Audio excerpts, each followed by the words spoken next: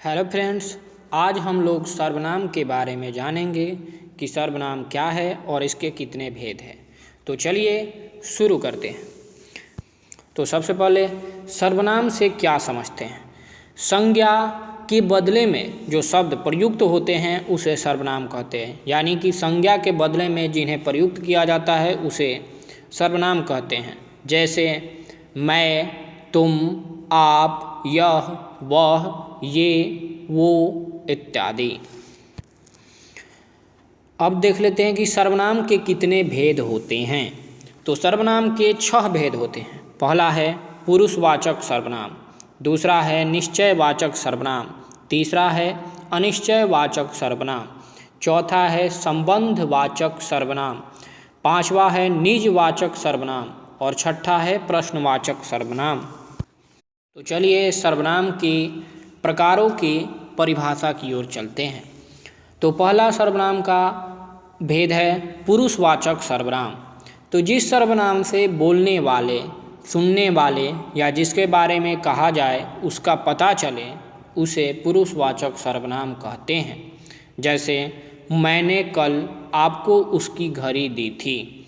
इसमें मैंने बोलने वाले के लिए प्रयोग किया गया है, आपको सुनने वाले के लिए प्रयोग किया गया है, उसकी जिसके बारे में बात हो रही है उसके लिए प्रयोग किया गया है। तो पुरुषवाचक का अर्थ आप यही ना समझें कि इसका प्रयोग केवल इस पुरुष के लिए होता है। इसका प्रयोग स्त्री, पुरुष, निर्जीव और सजीव सभी के लिए होता है। सर्वनाम का दूसरा भेद है निश्चयवाचक सर्वनाम। तो जिस शब्द से निश्चय का बोध होता है उसे निश्चयवाचक सर्वनाम कहते हैं। जैसे यह राम है, वह जा रहा है, ये कुत्ते हैं, वे लड़के हैं। चलिए हम लोग नोट में देख लेते हैं कि निश्चयवाचक सर्वनाम में निकटता या समीपता का बोध होता है।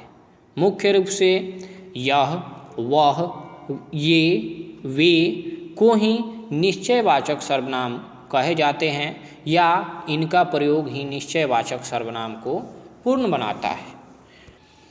तीसरा है अनिश्चयवाचक सर्वनाम। तो जिस सर्वनाम से व्यक्ति या वस्तु के अनिश्चय का बोध होता है उसे अनिश्चयवाचक सर्वनाम कहते हैं।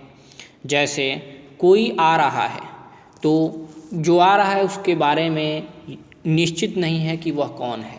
किसी को बुलाओ, यानी किसी को भी बुला लो। कुछ खो गया है, यह इसमें भी वस्तु अनिश्चित है।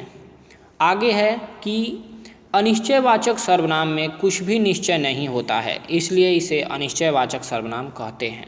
इसको हमें ध्यान में रखना है।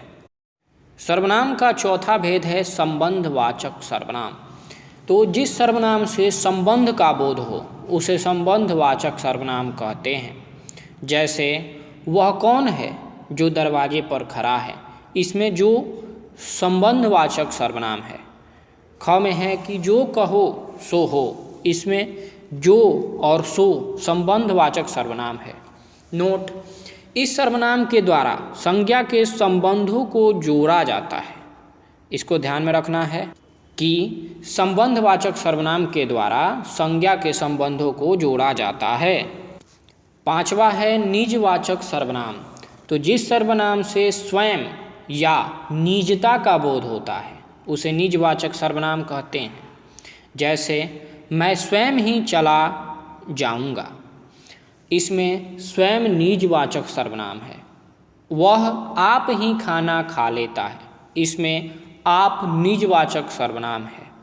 नोट, इस सर्वनाम में निजता या कह सकते हैं कि अपनत्व का बोध होता है। सर्वनाम का छठा और आखिरी भेद होता है प्रश्नवाचक सर्वनाम। तो प्रश्नवाचक सर्वनाम से क्या समझते हैं। तो जिस सर्वनाम से प्रश्न का बोध होता है उसे प्रश्नवाचक सर्वनाम कहते हैं।